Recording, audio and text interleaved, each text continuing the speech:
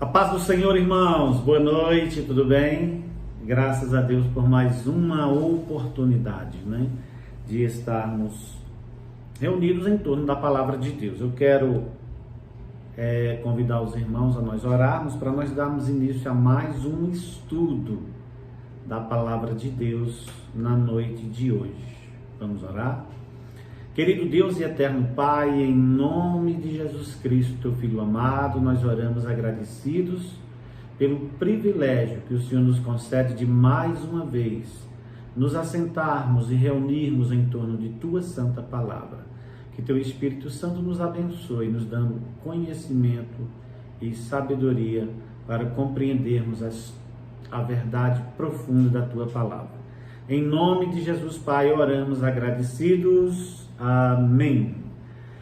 Bom, meus queridos irmãos, os irmãos estão acompanhando comigo. Nós estamos num estudo que tem por tema a perfeita vontade de Deus para nós, baseada na carta de Paulo aos Romanos, no capítulo 12, dos versículos 1 e versículo 2, que eu já convido os irmãos a abrirem as suas Bíblias e nós fazemos então a leitura da palavra de Deus. Diz: rogo-vos, pois, irmãos, pela compaixão de Deus, que apresenteis o vosso corpo como sacrifício vivo, santo, agradável a Deus, que é o vosso culto racional. E não vos conformeis com este mundo, mas transformai-vos pela renovação do vosso entendimento, para que experimenteis qual seja a boa, agradável e perfeita vontade de Deus. Nós estamos já há 3 semanas nesse estudo, completamos 3 semanas hoje. Já vimos o primeiro tópico, que tem por título que a perfeita vontade de Deus para nós é, número 1, que anunciemos as suas virtudes. Vimos isso no tópico primeiro, iniciando o nosso estudo. Na terça-feira passada, nós vimos o segundo tópico, que fala que sejamos santos. O primeiro tópico, que anunciemos as suas virtudes, foi baseado no capítulo 2, no versículo 9 da primeira carta do apóstolo São Pedro, que diz: mas vós sois a geração eleita, o sacerdócio real, a nação santa, o povo adquirido, para que anuncieis as grandezas daquele que vos chamou das trevas para a sua maravilhosa luz. Então, o primeiro tópico foi esse, que anunciemos as suas virtudes. O segundo tópico da terça-feira passada foi que sejamos santos, baseado em Hebreus capítulo 12, versículo 14, que diz: segui a paz com todos e a santificação, sem a qual ninguém verá ao Senhor. Hoje nós vamos para o nosso terceiro tópico, baseado nesse tema, que é a perfeita vontade de Deus para nós, e o tópico tem por tema que sejamos frutíferos.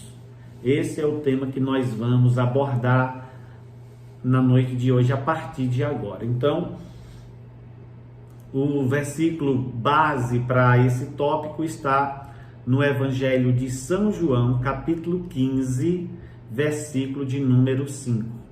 Vamos ler? Diz assim: eu sou a videira, vós sois as varas. Quem permanece em mim e eu nele, esse dá muito fruto, porque sem mim nada podeis fazer. João capítulo 15, versículo 5. Então, o nosso tópico de hoje tem por tema que sejamos frutíferos. Jesus, falando sobre isso, ele diz que ele é a videira e nós somos as varas. Mesmo que nós não tenhamos um grande conhecimento de botânica, não temos não tenhamos nenhuma formação agrícola, mas qualquer pessoa sabe que uma árvore, seja ela grande ou pequena, ela tem como o sustento da sua vida a sua raiz. A raiz, o seu caule e depois os ramos. E a planta, ela é naturalmente alimentada pela sua raiz, que está em contato com o solo. A parte aérea de cada planta, seja ela grande ou pequena, recebe os nutrientes da terra através do seu tronco, que vem das raízes. Então, muito bem, Jesus, colocando-se aqui como a videira, disse que nós seríamos ou somos os ramos, ou os galhos, como você queira entender. Ou seja, nós podemos entender que um galho ou um ramo, ele não tem vida em si mesmo por si só. Se ele for separado do caule, que está alimentado, ligado ao solo e alimentado pelas raízes, esse galho ele vai secar e com certeza vai morrer. Então, ele está dizendo aqui que eu e você, para que nós venhamos a dar fruto, nós precisamos estar ligado diretamente na videira. Ele disse: eu sou a videira, vocês são os ramos. Quem permanece em mim e eu nele. Note aqui a expressão que primeiro vem que o homem permaneça em Cristo. Não diz primeiro que Cristo permanece nele. E isso aqui não está de forma trocada, não foi escrito na Bíblia de forma errônea. Não. Significa que o primeiro passo para Deus, quem dá é o homem. Deus preparou os meios, Deus preparou o caminho. Qual é o caminho? O caminho não é nenhuma religião, o caminho não é nenhuma igreja. O caminho é o próprio Cristo. Ele disse: eu sou o caminho, eu sou a verdade, eu sou a vida. E ninguém vem ao Pai a não ser por mim. Ou seja, se alguém quiser ir a Deus, precisa entrar no caminho que conduz ao Pai, chamado Jesus. Simples de entender, né? Então, o primeiro passo é do homem. O homem precisa permanecer em Cristo. Veja, quem permanece em mim e eu nele. Depois, Jesus diz que vem permanecer nas pessoas. Bom, as pessoas costumam dizer que todo mundo tem Deus, eu tenho Cristo, Ele está em mim, eu estou nele, Ele é meu, eu sou dele. Não é bem verdade. Para que Cristo esteja em mim, primeiro eu preciso permanecer nele.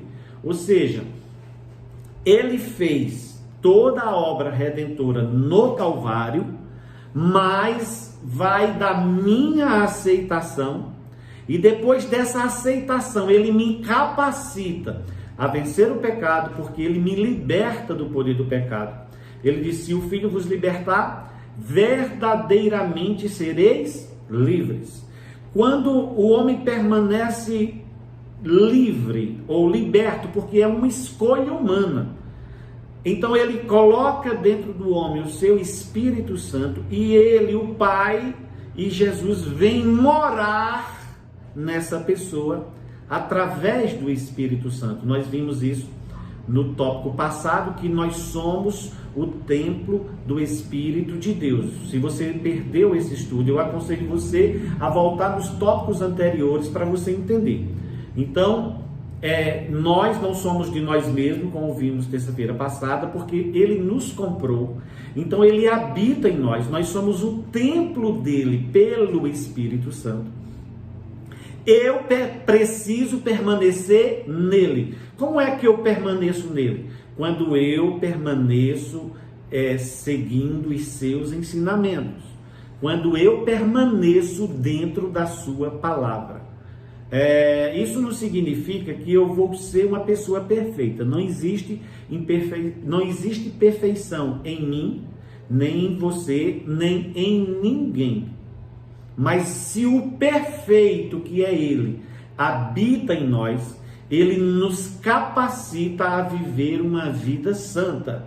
Foi justamente esse o tópico que nós tivemos na passada, que eu recomendo você a voltar lá. E se você não assistiu, ou se você assistiu, mas por acaso já se esqueceu, volte ao tópico passado, que a vontade de Deus para nós é que nós sejamos santos. Então, essa permanência nele depende de mim. Eu tenho que querer. O Senhor não força entrada na vida de nenhum ser humano. Nós precisamos entender isso. O homem precisa entender isso. Então, não basta dizer, se Deus quiser. Sim, Deus sempre quer. A vontade de Deus para o homem é que o homem tenha uma vida plena. Deus tem um plano e quer o melhor para toda a sua criatura. Não existe prazer de Deus num homem que estraga a sua vida, que vive levando uma vida presa no pecado. Não existe prazer de Deus nisso. A vontade de Deus é perfeita para este ser humano. O Senhor quer que ele viva e tenha vida verdadeira, vida em abundância.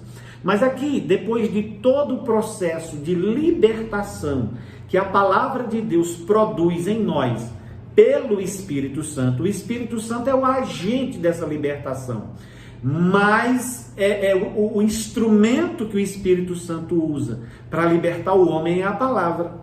Por isso o homem precisa crer na palavra. A Bíblia diz, a fé vem pelo ouvir, e ouvir pela palavra de Deus. Então, compre uma Bíblia, vá à igreja, ou venha à igreja, estude a palavra de Deus, procure sabedoria, seja sábio, e a Bíblia vai te mostrar que o temor do Senhor é o princípio, ou seja, a origem de toda sabedoria. Então, nós precisamos entender isso aqui. Para que Cristo esteja em mim, eu preciso estar nele. O passo é primeiro do homem. Entenda. A quem permanece em mim e eu nele, porque primeiro eu tenho que querer que o Senhor esteja em mim. Por isso que ele diz, estou à porta e bato. Se alguém ouvir a minha voz e abrir a porta, eu entrarei em sua casa, cearei com ele e ele ceará comigo. Então, Jesus está dizendo, ceia é um momento de comunhão. Ele está dizendo, se alguém ouvir a minha voz, ou seja, a palavra, e abrir a porta, que porta é essa? A porta do seu coração, e deixar que ele entre, ele entra pelo Espírito Santo, e ele começa a ter, ou você torna a ter, comunhão. Esse é o cear, cearei com ele e ele comigo. Só acontece essa obra maravilhosa se você abrir o seu coração. Estou à porta e bato. Se você não abrir a porta para quem está batendo, ou não atender quem está batendo na sua porta, você não vai receber aquela visita. Então, Apocalipse 3:10 ou 3:20, alguma coisa assim. Eis que estou à porta e bato. Se alguém ouvir a minha voz e abrir a porta, eu entrarei em sua casa e cearei com ele, e ele ceará comigo. Então, é necessário que o homem abra a porta do seu coração para que o Senhor entre e faça morada. É Apocalipse 3:20 mesmo. Eis que estou à porta e bato, se alguém ouvir a minha voz e abrir a porta, entrarei em sua casa e com ele cearei e ele comigo. Existe um hino muito conhecido de todas as pessoas, inclusive as que não são evangélicas, e elas conhecem muito aquele hino de, se não me engano, é Regis Danese, onde ele canta: entra na minha casa, entra na vida. Então todo mundo conhece bem, baseado ali no episódio do encontro de Jesus com Zaqueu. Você observa que Jesus faz o convite. Veja que quem vai bater a porta é ele, mas para entrar na casa tem que abrir a porta. Ele disse: Zaqueu, desce depressa, porque hoje eu quero ir na sua casa. A Bíblia diz que Zaqueu desceu e recebeu o Senhor com alegria. E veio salvação na vida de Zaqueu, veio salvação na vida da sua esposa, dos seus filhos. Jesus disse: hoje veio salvação a esta casa. Então foi necessário que Zaqueu abrisse a porta para que Jesus entrasse. Foi necessário que eu abrisse a porta do meu coração para que o Senhor entrasse. É necessário que você faça o mesmo. Amém? Vamos então entrar no nosso estudo. Ora, o Senhor espera que nós sejamos frutíferos. E nós podemos dividir aqui em que nós podemos dar frutos. Olha, veja que nós não somos árvores para dar fruto, mas como o Senhor está usando uma analogia de uma videira, todo mundo sabe que a videira põe uvas, não é? E ela dá fruto, e muitos frutos. Se alguém já teve a oportunidade de ir num parreiral e viu uma grande vide, você chega lá e você fica admirado como aquele parreiral produz uvas. É realmente uma coisa linda, né? Então, Jesus está fazendo essa analogia, usando ele como uma videira e nós como os ramos, e é nos ramos que o fruto é produzido. Ele está dizendo que nós, para produzirmos frutos, precisamos estar nele, ligados nele. Se nós estivermos ligados, nós seremos alimentados por ele e teremos condições de florescer e produzir frutos. Então esse fruto ele é apresentado primeiro na nossa vida. Vamos falar sobre isso. Quando eu posso produzir fruto tanto na minha vida como também na obra do Senhor, porque nós fomos chamados com um ministério específico.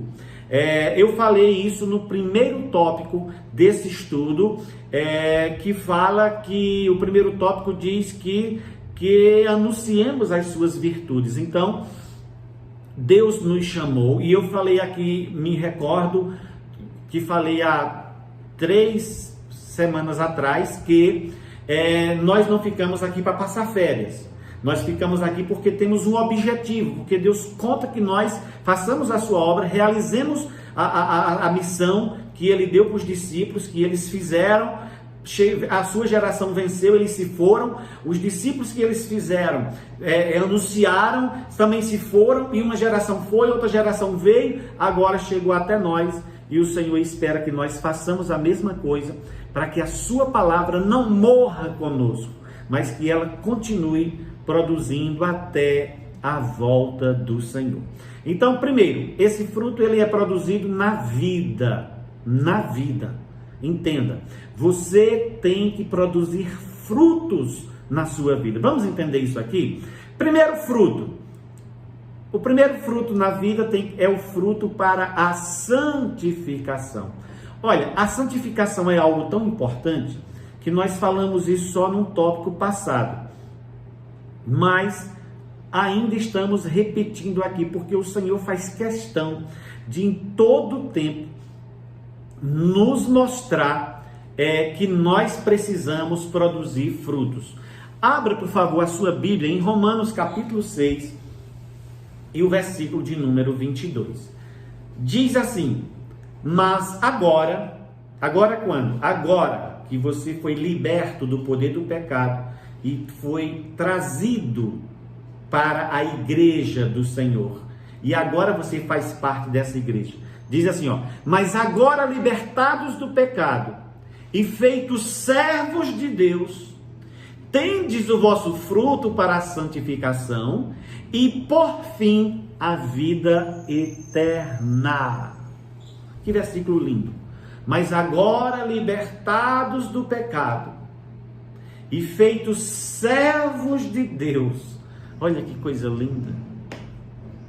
Jesus libertou você do poder do pecado, fez de você um servo de Deus. Agora entenda, você não pode levar a mesma vida que você levava antes. Hoje em dia, existe uma falsa doutrina que ela dá muito ênfase à graça de Deus, mas de forma errônea. A graça de Deus é a melhor coisa que podia acontecer a nós seres humanos. A graça de Deus significa um favor imerecido de Deus para com o homem. Ou seja, não por merecimento nosso. Porque quando Cristo nos chamou, nós éramos ainda pecadores. Então não é mérito humano. Não há mérito no homem. A salvação é um mérito exclusivo de Cristo. Nós somos salvos pelos méritos que Jesus conquistou na cruz do Calvário. Mas não significa que, se eu fui salvo por essa graça, ou seja, por esse favor imerecido, eu vou agora levar a vida de qualquer jeito, porque eu sou liberto, Jesus me libertou. E muitas pessoas caem no engodo de achar que Jesus o libertou e agora ele é livre para fazer o que quiser. Se alguém acredita nisso, está acreditando numa mentira satânica, diabólica. Eu vou repetir. Isso é uma heresia tremenda. Jesus nos chamou para a santificação. O que é a santificação? Separação. Você e eu precisamos levar uma vida santa, não por legalidade, não porque eu vou ter que ser santo, porque se eu me santificar, e eu vou perder minha salvação. E não, a salvação que Jesus conquistou para você, Ele conquistou para você. Não é pelo seu mérito, é pelo mérito dEle. Mas se você não levar uma vida santa, se você não buscar fugir do pecado, se você não levar uma vida de acordo com os padrões da palavra de Deus, o Espírito de Deus e o próprio Deus não pode habitar em você. Entenda isso. Sem santificação ninguém verá o Senhor. Então, se alguém disse para você que Jesus te libertou, você pode levar a vida que quiser, que você está seguro, você não vai se perder. Não, olha aqui, ó.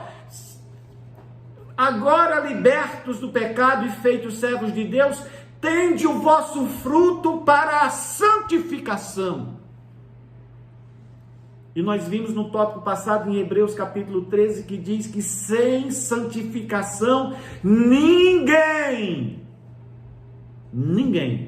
verá ao Senhor. Não deixe que alguém te iluda com um discurso bonito, que diz que o evangelho não exige renúncia. Exige sim.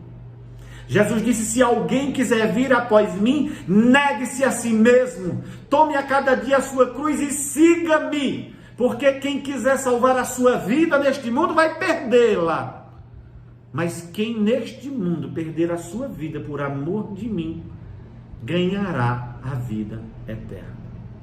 Renúncia. Você tem que perder aqui para ganhar lá. se não perder a sua vida aqui. Deixa eu explicar aqui. O que significa perder a vida? Significa que eu tenho que me suicidar? Não. Se suicidar, não vai para o céu. Homicida não entra, não tem lugar no reino dos céus. Esse perder a vida significa perder a vida de pecados, perder a vida que você levava antes, quando não conhecia a palavra de Deus.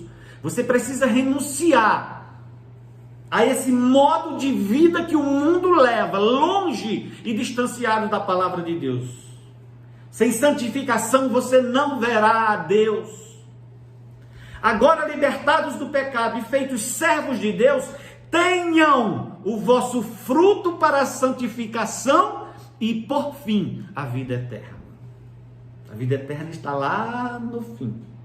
Por fim, você vai ter a vida eterna. Mas, se você tiver o fruto em santificação. Você consegue entender isso? É impossível o Espírito Santo habitar em você se você resolve levar uma vida de pecados e de desobediência à palavra do Senhor. É impossível. Eu não estou fazendo aqui nenhum julgamento precipitado. Não. Longe de mim fazer julgamentos. E não cabe a nós fazer esse tipo de coisa. Eu estou alertando você só pela palavra de Deus. Se você não se santificar, se você não largar do pecado que você anda cometendo, se você não tiver uma vida santa, justa e piedosamente, o Espírito Santo não vai habitar em você. Entenda, santo, quando a gente diz Espírito Santo, santo não é um sobrenome do Espírito. Significa dizer que ele é santo. O Senhor disse: sede santos, porque eu, Senhor, sou santo. Então você precisa entender isso. Fruto para a santificação. Estou falando de fruto na vida. Se nós não podemos fazer julgamentos, e não devemos mesmo, mas Jesus manda julgar segundo a reta justiça. Ele disse: eu não julgo a ninguém. Eu julgo, quando você julga pela aparência. Eu não julgo pela aparência, eu julgo pela reta justiça. Ora, você sabe discernir pelo procedimento de uma pessoa se ela é uma pessoa boa ou ruim. E isso não é fazer um julgamento. E se for fazer um julgamento, é um julgamento de valores. E esse julgamento nós temos que fazer sim. Porque senão nós vamos andar com qualquer pessoa, conviver com qualquer pessoa e vamos fechar os olhos àquilo que a palavra de Deus diz. Ora, existe até um adágio no mundo que diz: me diga com quem andas e eu te direi quem tu és. Então, esse tipo de julgamento de valores nós temos que fazer sim. Eu tenho que ver o proceder de algumas pessoas para saber se eu posso conviver com elas ou não.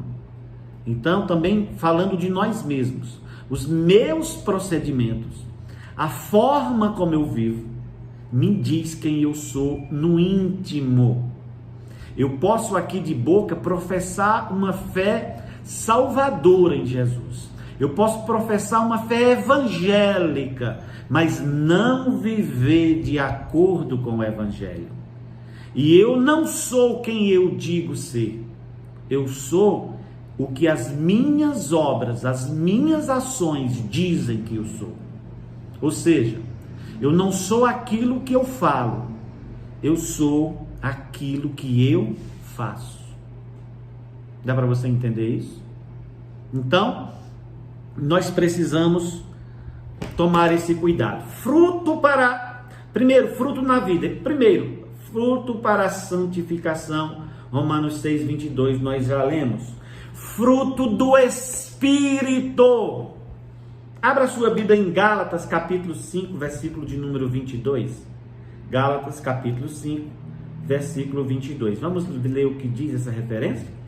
Essa referência diz o seguinte: mas o fruto do Espírito é amor, alegria, paz, paciência, amabilidade, bondade, fidelidade, mansidão e domínio próprio. E termina Paulo dizendo: contra essas coisas não há lei. Eu li Gálatas capítulo 5, versículo 22 e versículo 23. Então, mas o fruto do Espírito é amor, alegria, paz, paciência, amabilidade, bondade, fidelidade, mansidão e domínio próprio. E contra essas coisas não há lei. Me deixe dizer algo. Você precisa produzir fruto. E fruto do Espírito Santo. Se o Espírito Santo está em você, ele vai produzir na sua vida aquilo que lhe é próprio. As pessoas vão ver que você é uma pessoa amável, amor, que você é uma pessoa alegre, não aquela alegria forçada, mas é uma alegria de vida, é uma felicidade, é estar alegre em toda e qualquer situação, estar contente, alegria, paz, sabe? Uma pessoa pacífica. Jesus diz: bem-aventurados pacificadores, porque eles serão chamados filhos de Deus. Paciência, amabilidade, bondade, fidelidade, mansidão, domínio próprio. Esses são os frutos, que o mais correto é dizer o fruto do Espírito, porque o Espírito dá na totalidade. Ou seja, o Espírito Santo, ele não dá amor e não dá alegria, e nem dá paz, não é assim. Ele dá tudo: amor, alegria, paz, paciência, bondade, amabilidade, fidelidade, mansidão, domínio próprio. O Espírito Santo dá na totalidade. Por isso que você vai encontrar em Gálatas dizendo assim, ó, mas o fruto, não são os frutos do Espírito, não é assim que está escrito. Leia Gálatas 5:22. Mas o fruto do Espírito é.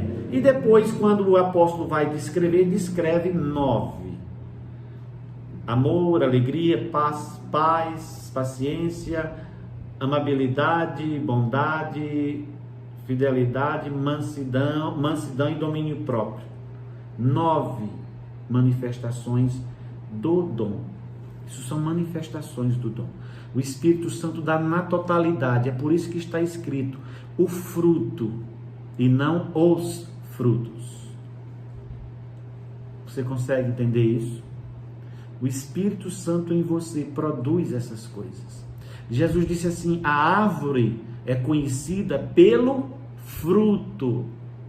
A pessoa que é de Deus, a pessoa que tem uma vida com Deus, o fruto, ou as manifestações do fruto do Espírito Santo aparecem naturalmente na vida das pessoas. Por isso, as pessoas nos identificam. Elas nos identificam pelas nossas maneiras de agir, pelas nossas palavras. Elas nos identificam.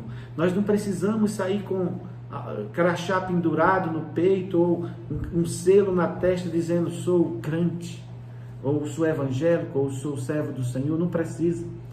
Aquilo que nós produzimos diz quem nós somos. Então nós precisamos apresentar esses frutos. O versículo inicial que nós lemos aqui diz: eu vos nomeei para que vocês vão e deis fruto, e o vosso fruto permaneça. Não é eu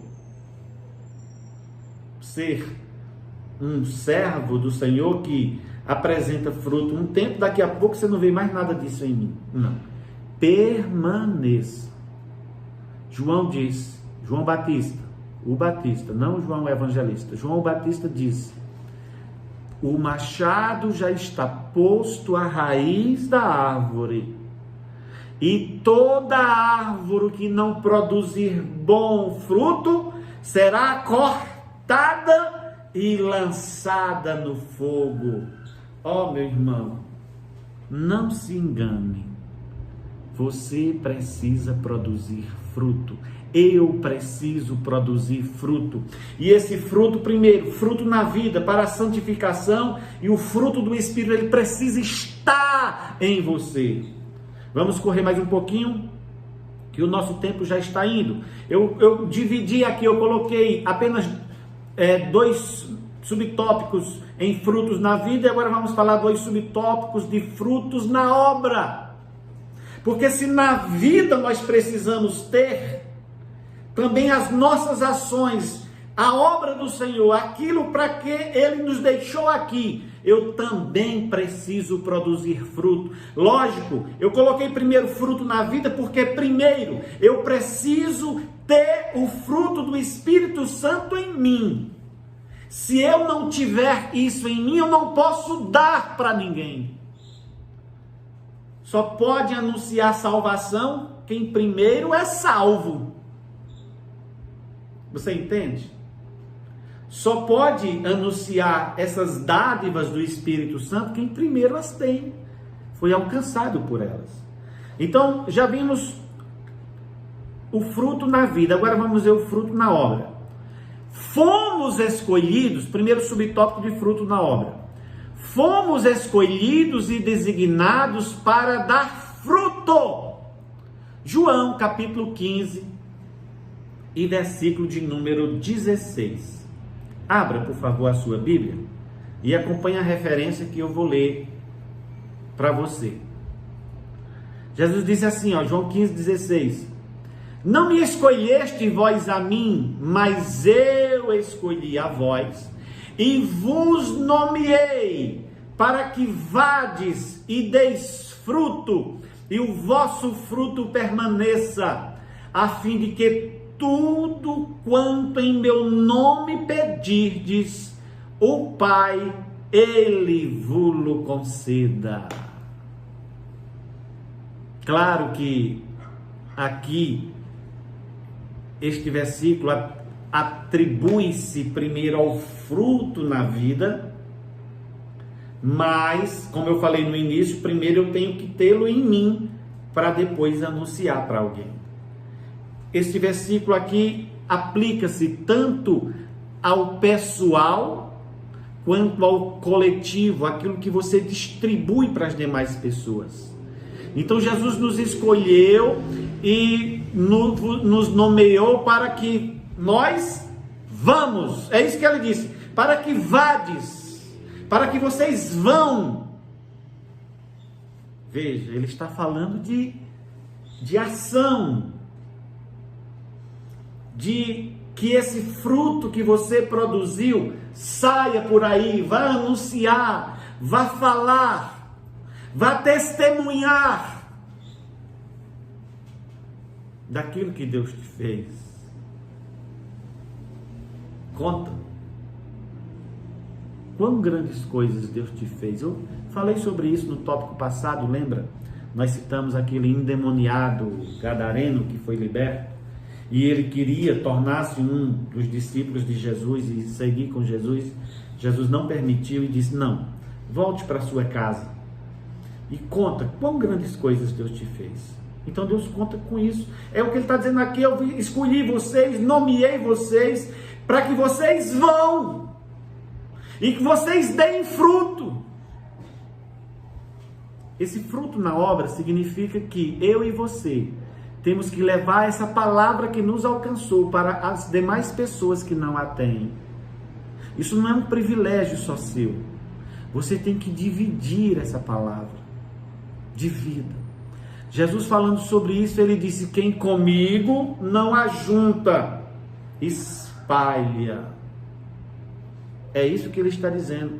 Eu nomeei vocês para que vocês vão e deem frutos. Vão. Deem fruto. Oh, meu irmão, minha irmã, não ajunte, não, eu quero mais conhecimento só para mim, sabe? Jesus é meu, é só meu, Jesus é meu. Não, de vida, O amor ágape, o amor de Deus é diferente do amor humano, o amor eros. O amor ágape é um amor que divide, é um amor que não é invejoso, é um amor que não é ciumento. Você não pode ter ciúme de Jesus, divida ele com o máximo de pessoas que você puder. É isso que diz lá em Coríntios, o amor não é ciumento, não se vangloria, um amor é diferente do amor entre um homem e uma mulher. A gente não divide com ninguém, não é para dividir mesmo. Se dividir é pecado, hein? Não pode. O amor entre um homem e uma mulher tem que ser só entre o casal. Não pode dividir. Mas o amor entre nós e Deus tem que ser dividido ao máximo. Eu vos escolhi e vos nomeei para que vades e deis fruto, e o vosso fruto permaneça. Quem comigo, disse Jesus, não ajunta, espalha essa mensagem, alcance pessoas, atinja corações, seja um ganhador de almas. Faça isso com seus parentes, com a sua casa, com seus amigos, com os vizinhos, faça isso com todas as pessoas. O Senhor conta com você. Vamos começar a terminar? Último tópico aqui sobre fruto na obra. Devemos ser abundantes na obra do Senhor. 1 Coríntios, capítulo 15, versículo 58, é um versículo extremamente conhecido por todo mundo que faz a obra, ou seja, pelos obreiros. O obreiro é aquele que faz a obra. Não é alguém que recebe uma consagração e uma credencial. Existe muita gente que se diz obreiro, que não realiza obra nenhuma. Me recordo do nosso saudoso pastor Divino Gonçalves, que já está na glória com o Senhor. Ele costumava dizer: irmão, você é obreiro? Vai obrar. Ou seja, vai trabalhar. Vai obrar, hein? Nós precisamos fazer isso. A referência de Paulo aos 1 Coríntios, capítulo 15, versículo 58, ele diz: portanto, meus amados irmãos, sede firmes e constantes, sempre abundantes na obra do Senhor, sabendo que o vosso trabalho não é vão no Senhor. Ah, que maravilha! Portanto, meus amados irmãos, sede firmes e constantes. Ora, o que existe de pessoas vacilantes? Nada de firmeza. Nada de constância. O que existe de pessoas vacilantes, que começam, não terminam, outros que nem começam, projetam, mas não empreendem. Salomão disse que nós não devemos ficar olhando para as nuvens.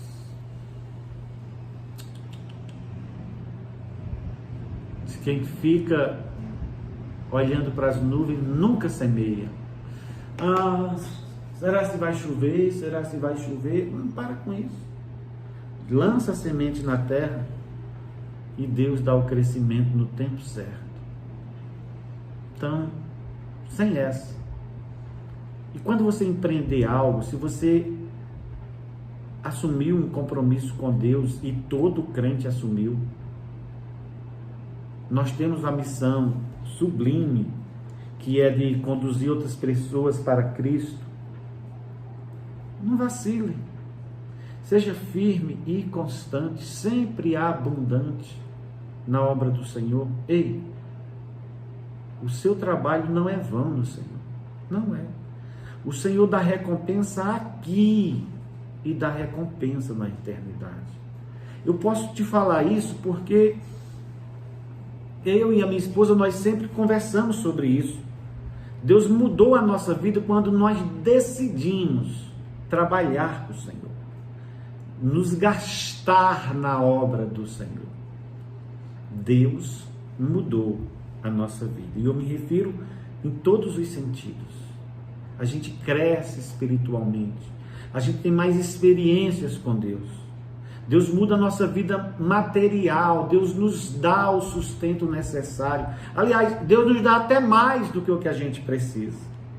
Ora, mesmo que a gente não siga Jesus em busca de interesses, mas Pedro, o apóstolo, que era um pescador profissional, quando Jesus disse: venham, Pedro, você, o seu irmão André, os seus amigos, Tiago, João, eles tinham uma indústria da pesca. E Jesus disse: deixem tudo isso aí, me sigam, e eu vou fazer de vocês pescadores de homens. A Bíblia diz que eles deixaram tudo e seguiram Jesus.